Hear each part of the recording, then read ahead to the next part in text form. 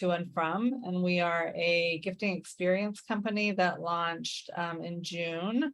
And our mission is to build great gifting experiences for consumers, and with a focus initially on accessory, home, lifestyle categories, and for women. And as we have been building the company, one of the things that we have started learning a lot about is affiliate and how affiliate can help drive brands and how it can be useful. And I definitely have learned a ton since starting this journey to be an entrepreneur.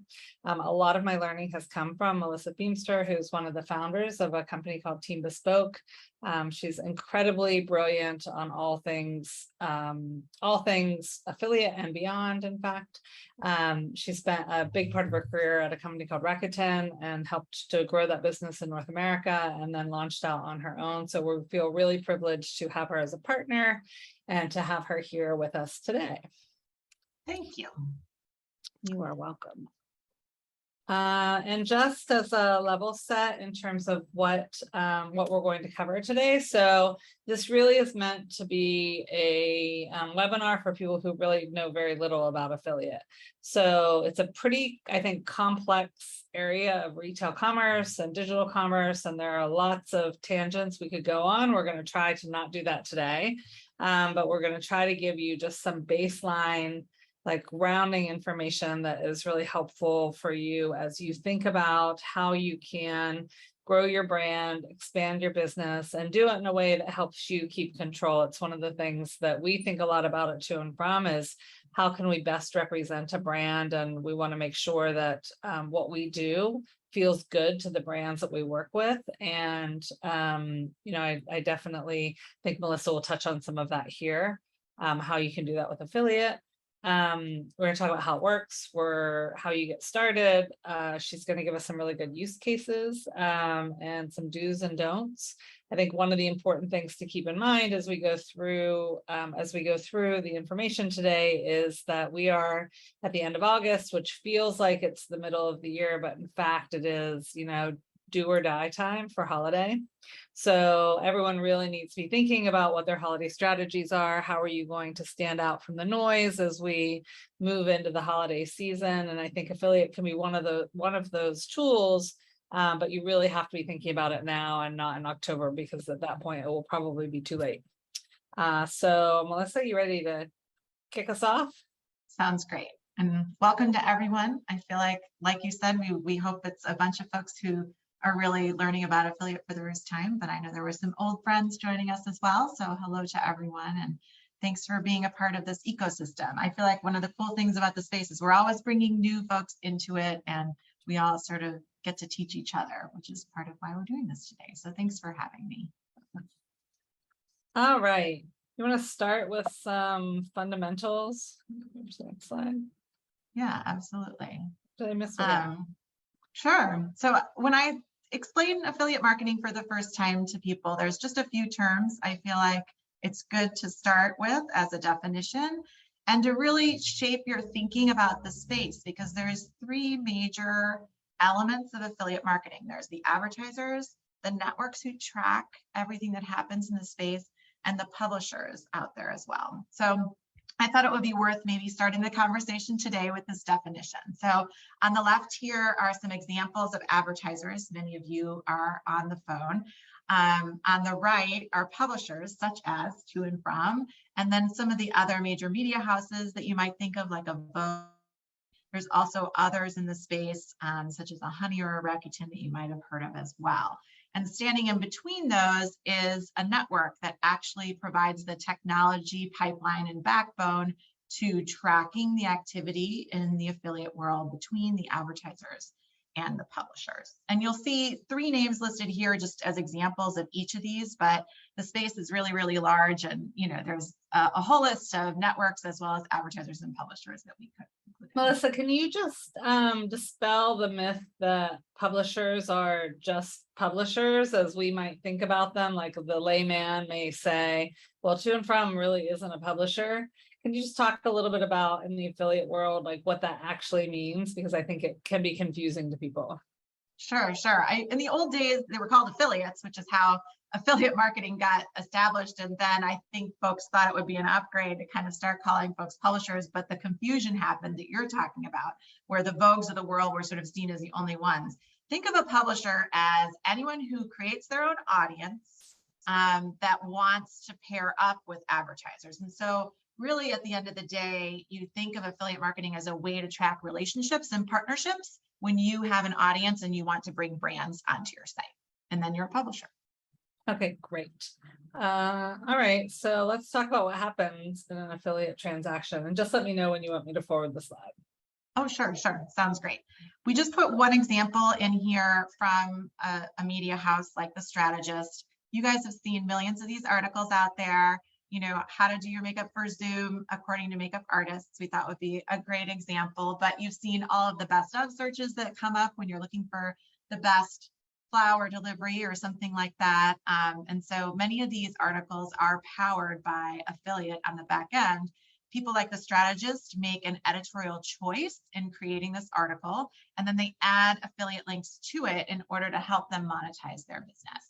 So in this case, we'll walk you through kind of article creation and then what happens end to end. So this first slide is saying the media site or the content creator writes the article, and they actually decide which brands to include and pull affiliate links as they write it.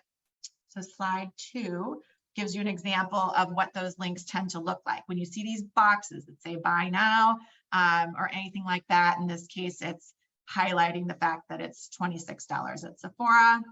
The editor usually decides where that link will land and will actually sort of be deciding about where they'll earn that commission from. In some cases, they have the tools at their media house to actually see how much they're going to get paid. And in other cases, they don't. It's actually sort of throughout the industry, there's a little bit more separation of church and state depending on the media outlet. So, but usually you're able, when you think of it from a brand perspective and starting an affiliate program, you're able to reach these editors, tell them you want to be included, tell them how much you'd like to pay them, and get included in an article like this with a link like this. Do you, can I ask a question? Do you, Yeah. do you have to have an affiliate program for editors to include you in these articles? You don't have to. You can rely on pure PR, but these days it's going to be a lot harder to get included. At the end of the day, none of these folks are earning the same income they used to from print. And so they are turning to affiliate to supplement their income. So you'll have a better chance of being included if you do have an affiliate program. Unless you're like the hottest new thing that you have to include to have some editorial integrity, I guess. Exactly, exactly. You will still see that sometimes. But they're going to ask every time you call them, they're going to be like, when are you starting an affiliate program? And then just a little behind the scenes, there's a click going to about somewhere between like 5, 15, 20 servers, which you don't know as a consumer all the time. And so I use this tool that's free as a plugin to my Chrome in order to see exactly where links go, in order to learn what affiliate network someone's on and sort of learn whether they're using skim links, things like that. So this is an example of the overlay that happens when I use that tool to sort of see, where does my click go?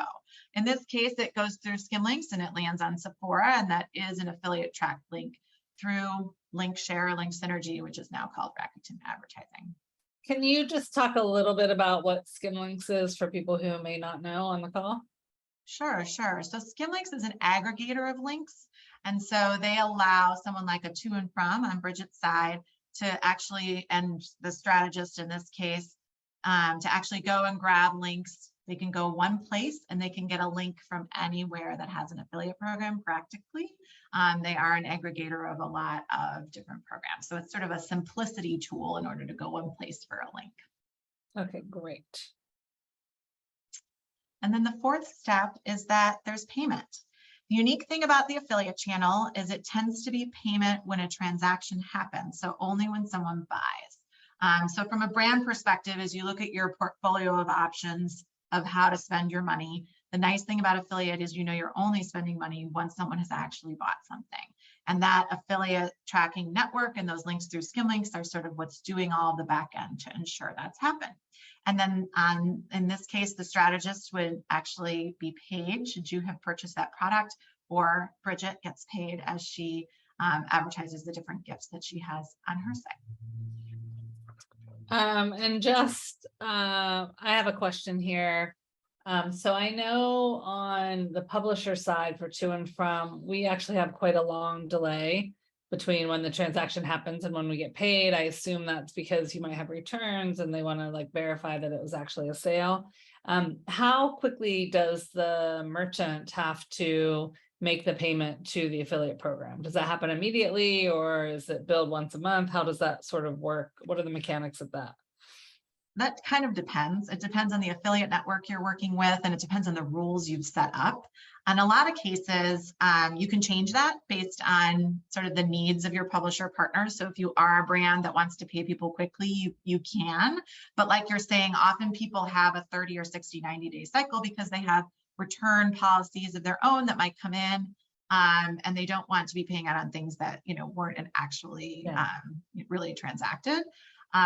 So it varies, and it varies quickly. But if you are a publisher building your business on an affiliate model, you've got to plan for like truly a 90 to 120-day cash flow situation gap between the transaction. And on the advertiser side, they tend to be paying between 30 and 60 days. But with all the time that happens with invoicing and things like that, it takes some time to make it through the system. Yeah. Okay, great. All right. Thank you. I think that's a good level set. So switching gears a little, how do brands get started? Sure. Let's talk about that a little bit. So I feel like first there's sort of an ecosystem of different things to think about as far as how the affiliate marketplace works. And I might have you go up one slide if you can, Bridget. I see. Yeah. Perfect. So the affiliate marketing sort of ecosystem has changed a lot over the years, and it's really started to blend. And so I thought this visual might help us kind of think about the ways that it blends into some other tactics within marketing. So affiliates at the top here, think of it as trackable partnerships. Anything you want to track and pay out when a sale is made, you can throw that into the affiliate bucket. It's a pretty broad one. On the lower right, we've got PR. And a lot of times, this is the reason brands launch an affiliate program is exactly the scenario you and I just talked about, which is they'd send some product over to Vogue, and the Condé Nast team says, do you have an affiliate program? And so getting started in order to support your PR is a really good reason to kick off an affiliate program. And those are blending more and more as we go through time. And then on the left, lower left, there is the influencer side of things. And this really is blending more and more with affiliate as well. We have different clients who really attack influencer in a number of different ways. And I think we could do a whole webinar about it, but just to focus here on how it's easiest to use influencer with affiliate, I've got it over here in this orange circle, which is code-based tracking and link tracking. So if you want to do coupon codes, you can track that through an affiliate program and pay your influencers that way when the code is used. And you can also track through links, leveraging your affiliate program as well. So flat fee payouts and gifting are a little bit sort of outside the affiliate channel from a tracking perspective, but you can sort of use those and create an ecosystem with your affiliate program that becomes very effective. And you can kind of use, as you build your affiliate program, you can lean into one of these more or less. But that's why I have this sort of center circle, which is you create your ideal blend based on the goals you have as a brand and what you want to accomplish. So where does, I love this slide because I think it speaks to the complexity of this network. But my question is, where does one strategy or tactic start and where does the other one end, and kind of where do you start? Well, you start with creating that affiliate program. And so getting that in place and deciding on your offer, which I think we'll talk about a little bit on the next slide, is where I would start. And then I think it's going to naturally evolve, honestly. The thing about this channel is it gives you a lot of flexibility. So you're going to be able to lean into influencers or PR as much as you want once you've established that affiliate program. Does that make sense? Yeah. Cool. So yeah, this slide is kind of like brass tacks. Like, do you want to start an affiliate program tomorrow? This is what you do. There are a number of affiliate networks in the space. I have suggested 2 that have a very accessible price point and who don't really have contracts that lock you in for a year. So definitely speaking to you guys out there who are smaller brands who just want to kind of test this out and get started. If you're a larger brand and you're ready to spend a ton of money, totally different story. And I'm happy to follow up with you with that. But on the left here, share a sale is where been the market leader for small brands for a very long time, basically since affiliates started in the late 90s. They're great at small programs. They don't lock you into a contract. It's a very low fee. And you can kind of just get going. You have all the partners you'll want on there. You won't be limited by, oh, they don't work with so-and-so because they've been in the space for so long. It's a matter of, if you have a Shopify site, you can literally log on there and in the next hour have an affiliate program going. It's a click and collect, like agree to the terms kind of thing, and very, very simple. On the right, I have Impact listed. Impact traditionally has been one of the networks that cater to larger programs, but they literally just launched this beta in order to really reach some smaller brands. And so you'll see their pricing there and the fact that, it sort of looks pretty similar to Share a Sale.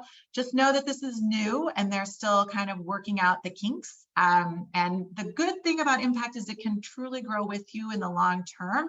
But know that right now, getting started, it's an alternative to Share a Sale if you'd like to select that one, but it definitely isn't as established. And then the other thing to think about once you get that program going is, what are you going to pay out? And that really varies by vertical. And so I have on here some guidelines. I would say to get noticed by the media houses such as Dotdash Meredith or The Strategist, think about a 15% commission. But when it gets to holiday, it gets pretty competitive. So if you can get up to the 25 to 30%, it'll help you get considered more. Melissa, we have a question from one of the attendees, and I don't know that you can fully answer this, but let's give it a shot. Okay. So the question is about the legal agreement that has to be created for affiliates. Can you talk a little bit about what the expectation is? Yeah. So if we go back to that, even just in your mind, the first slide I had with the 3 players in the space, there's a legal agreement between all of them, creating kind of the sides of the triangle, if you think of each of them and the points. And so this question is saying, I believe, the legal agreement between the brand and the publisher. And that's something that's not super proprietary out there. So honestly, I would say go out there, find your competitors' affiliate programs, or even one that a brand you like in the space. And you can publicly see what those terms are from the publisher view, and you can copy them and paste them with what you'd like to have in there. It's pretty boilerplate. The point of that is to protect you as the brand, to never have fraudulent transactions have to be paid out. So just read through the language and think through, essentially what you write in there, because it is a click agree for someone like Bridget who has to click to agree. She doesn't always love this, but on the brand side, you write that to be favorable to you, and you basically say, I'm not paying you if there's been any issue with the sale. And that's really what that huge long legal agreement accomplishes for you. Okay, great. All right, let's shift gears again into some use cases, because I think this is pretty interesting. Like, where do you use affiliate programs to really drive performance for your brand and for your company? Sure. Sounds good. We'll do a couple of these, like what's the challenge on the left side, and then what do I sort of recommend you do? So if you think about how would I leverage my affiliate program when I'm launching a new product? Think about the gifting for that. Think about all of the different influencers as well as media houses that you can get your product in front of, and take that as the first step, because they can't authentically write about it or talk about it in a video if they haven't tried it. So I would say the one thing I really work with new brands on, because there's been a lot of logistics challenges, know when it's going to hit the warehouse, know when you'll have enough to gift out, and then get those out prior to actual product launch so that you can really create buzz when the product launches. Follow up with them. It sounds basic, but it's pretty amazing how often we hear that editors get gifts and then they don't know why, or they haven't heard about it. So definitely have a line of communication there. On the affiliate side of things, think about launching with a higher commission on the SKU that is the new product launch. You can actually raise just that SKU in order to really get attention for it from a media house and really get that coverage. And then if you really want an absolute guarantee, you will need to go a little bit beyond the CPA offer. But if you do want to do that, there's different kind of options you can do that have guaranteed clicks or other guarantees, but they just won't always, guarantee that you'll be covered if you just offer them a CPA, but you can do your best. The next one here is adding buzz to a sale message. So if you are going to go out with a sale, say you have an annual sale maybe that you always like to build buzz around, and it's a friends and family, something like that. One thing to consider is how to leverage your affiliate channel to build buzz early. So you can do a few things here. You can release the sale early to a few select partners and negotiate with them about what coverage you could get in order to give them that exclusive early launch. You can also do this on the influencer side of things, where you would give them a code for early access, perhaps 24 to 48 hours ahead, where they give their audience the opportunity to shop a little bit early before things go out of stock, which is pretty amazing. And then on the flip side of that, you can also use the affiliate channel to extend the sale. So you didn't say the sale doesn't do as well as you thought. You're 2 days away from the end of it as the brand manager, and you're like, what can I do? Think about quietly extending the sale through affiliate only, making it an affiliate exclusive, and then it gives you the opportunity to potentially move through some more product, not quite as publicly on the full site, but still giving you the opportunity to get the message out. So I think, Melissa, that brings up a good point. The extending the sale makes perfect sense. How far in advance of your sale or your launch do you need to be reaching out and building the relationship with the publishers to, hopefully get your shot at having them pick you up? Pre-sale or post-sale, would you say? Pre-sale. Pre-sale, I would say as early as you can. So like 1 month or 2 months out, even start to communicate that it's coming. Some brands are pretty secretive and they don't want, but really these guys are all the folks in the affiliate channel are very used to having very large brands like Walmart and Macy's and Estee Lauder say to them, this has to be under embargo. So these folks are very used to keeping things under wraps if you communicate that. And so just say this is under embargo until this date, but I'm letting you know we're going to have a 25% off sale in October for our friends and family. It starts on these dates. The other thing you can do if you don't want to give specifics is say, I'm having a sale on these dates. And then closer to it, you release the actual specifics of it if you're super scared about that. Okay, great. Okay, let's move to the next one. So this one is talking a little bit about tracking PR and brand spend and figuring out if you've got a lot of money invested in PR, how can you sort of look to it? And I thought I should address, I didn't know based on who was coming to the call, like a lot of this is talked about kind of like what you would do as a direct to consumer brand, but there are brands who also sell wholesale. So I thought I could kind of give an example here of if you are investing PR dollars and you know that those dollars are going to both your direct to consumer sales as well as probably benefiting wholesale, what are some things you can do in the affiliate channel to actually track what's happening and where the benefit of that spend is going? And so one of the things you can do is actually talk to your wholesale brand and fund some higher SKU commissions to their affiliate program. And actually that way track some of the PR efforts that you've got going on, which is kind of cool. And then the one on the top is really just working with them on more of the editorial side of things and thinking through in conjunction with your wholesale, how to actually track through affiliate what some of those efforts are that are going on from your direct brand PR. Does that make sense? Yeah. This next one is influencer campaigns. So I talked a little bit about this in the prior slide, but I thought I should give some examples of some influencer networks that are more specific to affiliate. These three on the right that are my examples, Reward Style, Mavely, Magic Links, are three that are really leveraging the affiliate channel as a way to have the primary payment to the influencers that they have in their networks. And then also you can do flat fee spend in addition to that if you would like to. But these are ones that you might not know of unless you were accessing them through the affiliate channel when you go through like a Grin or other influencer campaigns you might do outside of affiliate. Probably accessing the Reward Styles and Magic Links isn't going to come up that much. So I wanted to make sure you knew about those here. Yeah. And then of course, your direct influencer relationships you can track through affiliate. You send them either a coupon code or a link and you can kind of get that going right away on the ones you want. Yeah, I think our next webinar will be about influencers. I have a lot of questions. Okay, I think this is the last use case. Yeah, so I feel like this is one that comes up quite a bit, even if you're a small brand. If you've miscalculated on ordering too much of something and you might be a brand that really doesn't go on sale and you really don't want to be seen as a discount brand, think of affiliate as a way to kind of unload some of that inventory. So if you do have a way to create a hidden page on your site that the average person couldn't navigate to, but if you create a link for it, they can get there. Think about leveraging the affiliate channel as a way to move through that inventory. And you wouldn't have to put it on sale on the overall site, and leverage some of the sites within the affiliate ecosystem that specialize in moving through inventory, like a Slick Deals or a Brad's Deals or someone like that. But you could also go out to someone like The Strategist and say, I am going to give you exclusive access to this page for this next 2 weeks. Would you potentially cover it? And they will come back and say, we can't guarantee anything, but hopefully that you'll be able to get coverage if you give them a high CPA and exclusive access to those products. Great.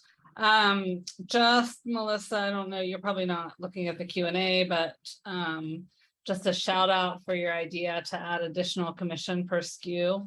Okay. Somebody on the webinar, Mike Marston, said that he worked with you on this type of a program and it yielded several million in additional sales. So sounds like it's a great idea to brands to try. Well, he and I definitely worked in an industry where there was profit more in certain areas than others. And that's another sort of use case for this. If you've got certain products in your SKU list that are more profitable than others, you know, definitely adjust your affiliate commission that way too. Great. Okay, cool.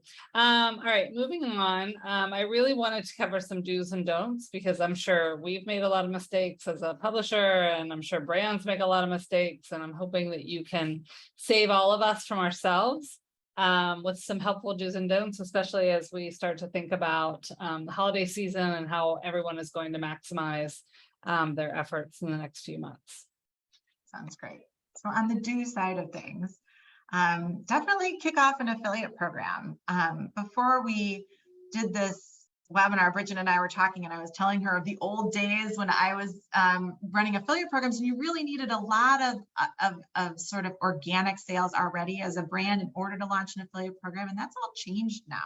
It's very easy to launch a program even as you're just launching your brand. You can have an affiliate program. It can be very low cost. It can really support your PR and influencer efforts. And so thinking ahead, like Bridget said, for this holiday season, get your affiliate program going now in order to really support your holiday sales this year. The second point here is the beauty of affiliate, like do the math, figure out what's profitable for you, go high to get noticed with your commission offer to the highest point that you can, taking into account, you know, the affiliate network's taking a part of the sale. You might have some consumer promotions taking away margin, things like that.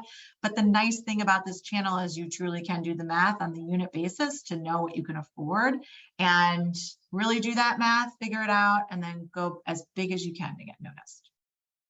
Also watch your competitors. You kind of heard me allude to this a little bit, but the affiliate channel is a very public place. So you can see what cash back some of your competitors might be giving out there on the large sites like Rakuten. You can see how often they're getting covered in Vogue and The Strategist, and you can be like, they must be paying a ton of money and sending a lot of gifts, you know. So really watching the space, knowing who your competitors are, seeing how they react between their direct-to-consumer sales and wholesale, how they guide a consumer through that path, you know, really getting educated on how they use this channel and deciding, do you want to model after that or do you want to differentiate from that, you know, and how you want to attack based on the goals that you have. And then lastly, again, planning ahead, but really nail down your cyber offer, know what it's going to be, know what you want to suggest for a gift guide focus. Bridget and I were talking a little before the webinar about the trends she's seeing, and she was talking about how people are truly looking for value this holiday season. So think about a high and a low price point of the gifts you want to suggest, but help these editors talk about you. Like, what is the hot bracelet you have? What is the exact shade of lipstick that you feel like is going to be the best seller for holiday? Help them so that they don't have to do the work and feed it to them for the gift guide so that they know what to do, and know that they're going to start writing gift guides in September and October. So get it in front of them really, really early. Yeah. And just, I didn't know about this, this resource before starting To&From.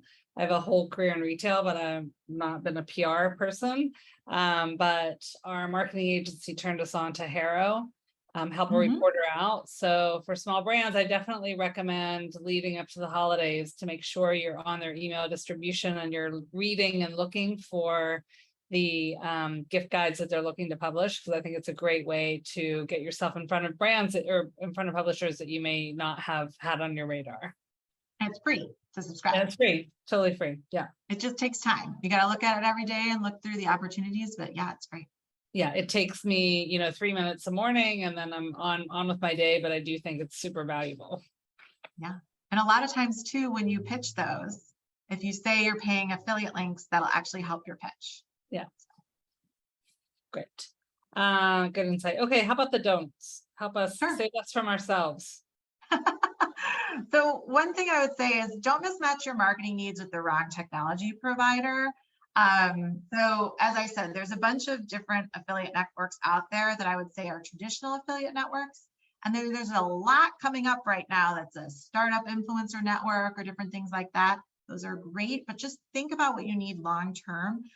Think about the technology you need to support you and make a choice for a provider who can really grow with you. So that's why I suggested the two I did. I just think those guys will kind of be there and not force you to make a switch in 6 months or a year, which just takes time. That's not truly value add to building your business. Don't spend a lot of money on flat fees before you test it out through CPN affiliate. You're going to get pitches from BuzzFeed, from Well and Good, from all of these different media houses, and they want you to spend $10,000, $20,000, $30,000 in order to get an article.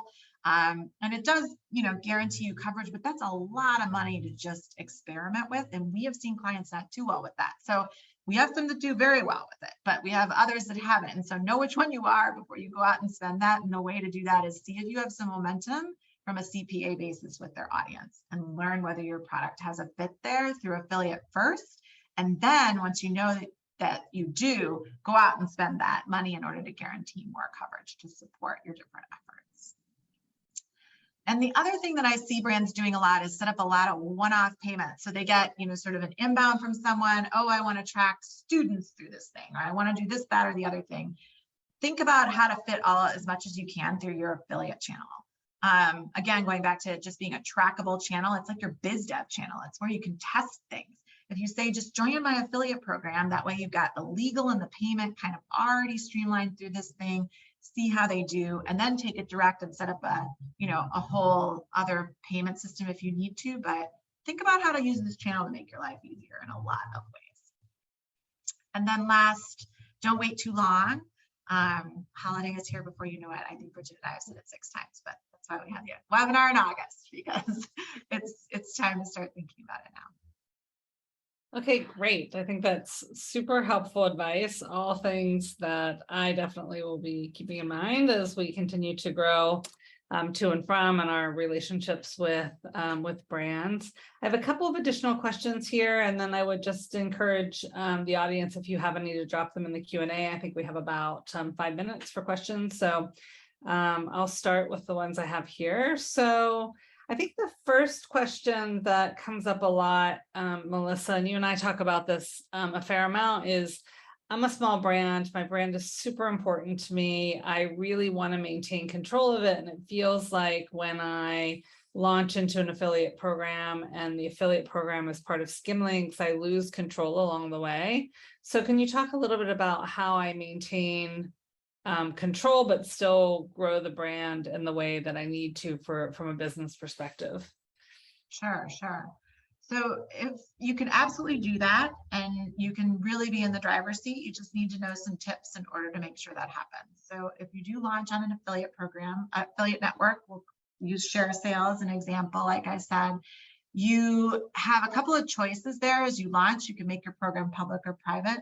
I do recommend making it public. It's sort of a push versus a pull strategy, but even though you make it public and anyone can apply, you still can set your settings so that you sift through and only approve the people that you definitely want to work with. You are going to get applications from all over the world, but you can set filters and you can be like, okay, I'm really a US brand. I only want to work with, for example, US partners. You can set those filters and make it easier on yourself. So you truly do select how much you pay everyone and who you want to work with. On the Skimlinks side of things, we talked a little bit about how easy Skimlinks is for the editors and how they have so many partners. with that comes a little bit less curation. But as a brand, you do have one option with Skimlinks, which is to only turn on what they call content partners. And so if you don't want to have any volume, coupon, loyalty partners coming through Skimlinks, you can file a ticket with Skimlinks once you're joined with them and say, I only want content partners with my program. And they have a level of partnership, which Bridget is in as a To&From site, but more of the high quality, the strategists, the Condé Nast of the world all live in only that offer. And so it will really help you narrow down the sites that will access you through Skimlinks. Now, you don't have the ability to prove everyone through Skimlinks. That is sort of the push and pull with Skimlinks there, but narrowing it down to content, make sure you're not showing up on a random coupon site. Okay, great. And I think like the way I think about it and the way I talk to some of our brand partners about it is, as a brand, you don't actually have control over what an editor writes about you. They can write about anything they want to write about. So you may as well get paid for it if they're going to write about you. Yeah, absolutely. So, okay, last question that I have is, I'm a really small brand. Should I wait or should I get started now? Like, I'm just getting started. Like, I know we have some brands on the call that are, really small and just kind of finding their feet. Is now a good time, or do you recommend waiting? How would you approach that? I would say, given the environment of what you can turn on quickly right now and what's going to really pay out, I would turn on affiliate now, just because of the return on ad spend you're going to get and how much it's better than some other things. So, you should turn on, there's other things you should turn on first. Google search first, get your email program going first, right? But, turn on some social and set some boundaries, and then think about affiliate really soon after, because having it to support your PR and influencer efforts is really going to put a little bit of extra gasoline behind those efforts that you would be missing if you didn't have it. And why make it harder on yourself? It takes a little time. So I would say you're going to have to set aside like a total of 2 full business days where you're going to have to work on this thing, right? To get the affiliate program going from a brain time standpoint. It doesn't have to be all at once, but like when I think about the total of the time it's going to take you to get this going, I would say 2 business days of time will be about how much it is, and it's going to pay off the rest of the holiday season. Yeah. Or they can reach out to you and you can help them. That's true. Yeah. Okay. Perfect. I don't have any more questions on my side. Any closing thoughts that you want to leave with the group? I think one thing we didn't really talk about that I kind of touched on there in that answer is the efficiency of this channel and how it will serve you as a balance to your ROAS over time. So email will be your most cost efficient, no question, but affiliate's going to come in second.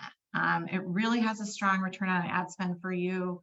You really can do that math. And so as you've heard all this uncertainty out there in the space of, is Facebook really going to help me grow my brand the way that it used to be such easy pickings? It's not. And so thinking about adding an affiliate, if you've been hesitant about it, is really a way to make up some of that volume as you look towards the holiday season. And it'll be very dependable and very cost efficient for you for a long, long time, which is nice. As you look at your marketing spend, some things can really fluctuate, and it's kind of this nice, dependable revenue stream. Nice to know you have that in your quiver of arrows. Great. Well, thank you so much for being with us. I learned a lot. I hope that everyone on the call learned a lot. And if you have any questions for me or for Melissa, our email addresses are here. Feel free to reach out directly, and good luck getting your programs ready for holiday. And I hope everyone has a really good season. Thank you. Thanks so much. Everyone. Bye. Bye.